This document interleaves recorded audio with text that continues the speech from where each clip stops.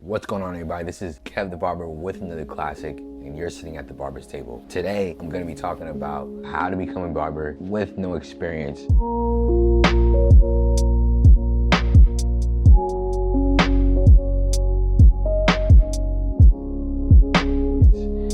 I've been cutting hair for the past 9-10 years, and I put them in a list form just so it's a little bit more easy to understand. Just think of this list in like progression form, from like no experience and how to get towards experience. This list is here to help you simplify and categorize this real crazy journey that is the barber's industry. So first thing on this list is to buy an average clipper. I know a lot of people hit me up asking me about what clipper should they get. Should they get this one, the Indus, the Wall, Fabulous?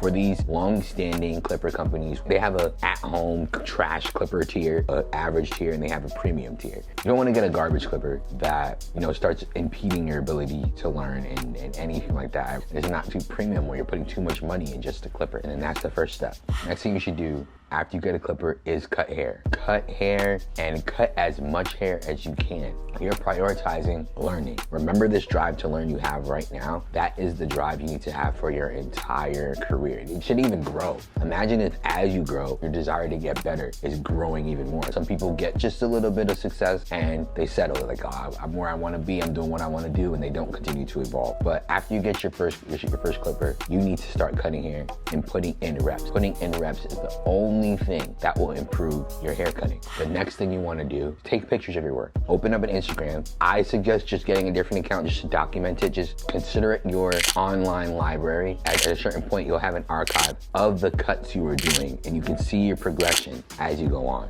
That in of itself will help you improve your haircuts, because right after you're done cutting, you can look at it and see the places you wish you did better. And it's just documented. It's right there in your face in order for you to adjust and change.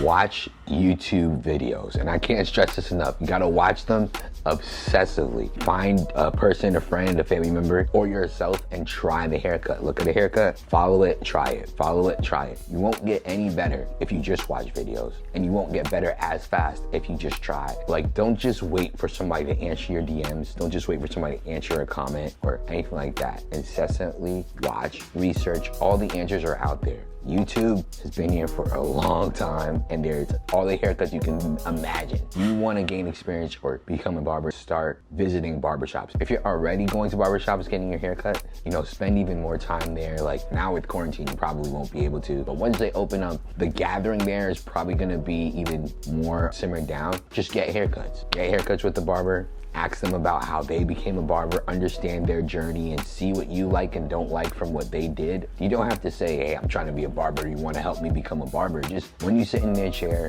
try and learn from them. Ask questions like, what do you like about your journey as a barber? Or what do you wish you did better as a barber? Different things. Get into their mind and understand them and be interested in what they're doing rather than ask them to be interested in you. Assess the type of barber you want to be, right? You won't have this answer right now. It probably will be an answer that you have to come and check in on as you continue on this journey. But know that there is multiple things that you can be, multiple types of barbers that there are. Keep trying to discover all those different types of barbers and envision being one of them and see if you'll like it. Look at the weaknesses, the strengths, look at the high points and the low points of every part of the industry, and try and find out or get information from people in those different parts and see how it relates to you. You've got your feet a little wet. You've really just done your own internship at this point. Now, I'd say is the best time to choose a school. This is very important. Go into a barber school or a cosmetology school. After you've done all this work before, number 8, after you've done all this work before you go to school, you'll be so sure of which one you want to do.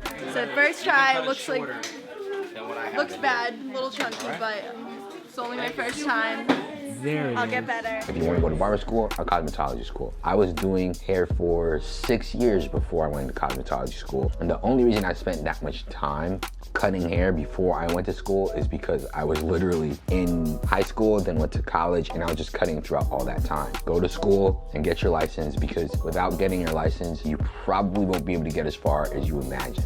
A license breaks free of limitations of hiding from law enforcement, hiding from other barbers who will respect you or not for not having your license. It's just a regulation you need to adhere to. When you go to school, right, you're in school, this is the period of time you study shops, right? You study the shop that you want to get into. Every shop is not the best for you. The best shop for you is not just the shop that has the walk-ins. It's not just the shop that is closest to your house. What you want to prioritize when you're choosing a shop is learning. You're still learning, and you never stop learning, so you should never stop prioritizing it. Don't go to a shop that has just a lot of walk-ins. You'll make a lot of money, but you won't grow as a person. You won't grow in character. The people there don't care about your development or anything like that, right? You want to get into a shop that is invested in the people that work there and want them to be the best versions of themselves. You'll find that those shops are few and far between, but you really want to find that shop.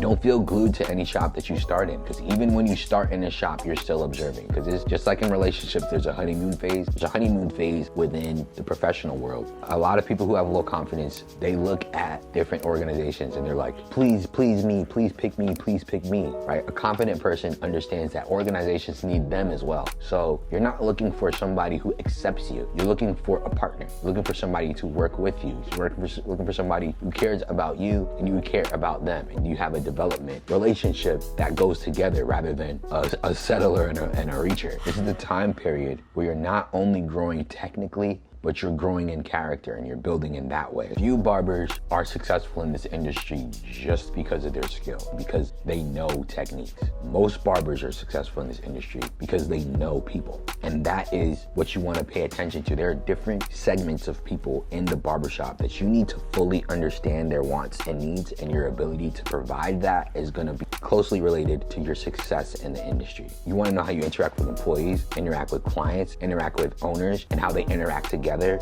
and how you can improve those interactions, and know when you can't. You got to know when you're able to change things and know when you need to step back and you're not able to change. And of course you won't be perfect. I'm not perfect, but just paying attention to them will set you apart from most barbers, because a lot of people out here are just trying to get there. Your success is closely linked to not your ability to get yours, but your ability to help people get theirs. Now, you've done a great amount of work at this point. You've improved your technical skill. You understand things in the industry. You understand hair cutting. You understand people. Now, I think the next step is to recognize what your options are. Just because you were cutting hair doesn't mean you have to be tied to doing that for the rest of your life. Just because you're in a shop doesn't mean you have to be tied to that shop for the rest of your life. You've made decisions prioritizing growth, not making promises to people for infinity. You know, what you need to offer to this industry is not only unique to you, but it is your responsibility to see it through. You need to check your options of what you're best at, what you're inclined to, and what people are demanding of you most. Do you want to own a shop? Can you build a team very well? Are you best working alone in a salon suite? Do you want to move towards education, help people become what you are? Do you want to start a school and develop minds, develop teachers? Do you want to travel the world? Do you want to start a YouTube channel? Do you want to start a podcast? Do you want to increase your ability to share and help more people? In what ways do you want to do that? Do you want to work on a set and do freelance? And the way you make these decisions is by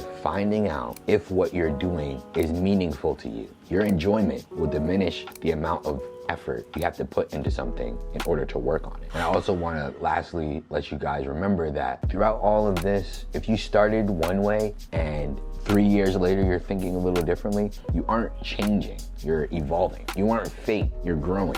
You're evolving like a Pokemon. It's like you're Pikachu to Raichu, you know what I'm saying? So just keep that in mind. Prioritize doing better and being better. You know, the rest will fall into place.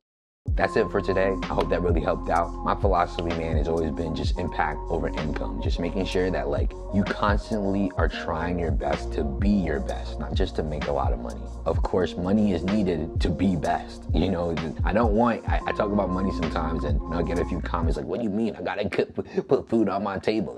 Yeah, of course we use money, bro. Like everybody loves money. But at the end of the day, like if you're prioritizing money and you're allowing it to clash your character or to hurt clients and customers, you're gonna have an issue. So that's it. That's what I got for today. Make sure you like, comment, and subscribe. Thanks for sitting at the barber's table. See you guys in the next one.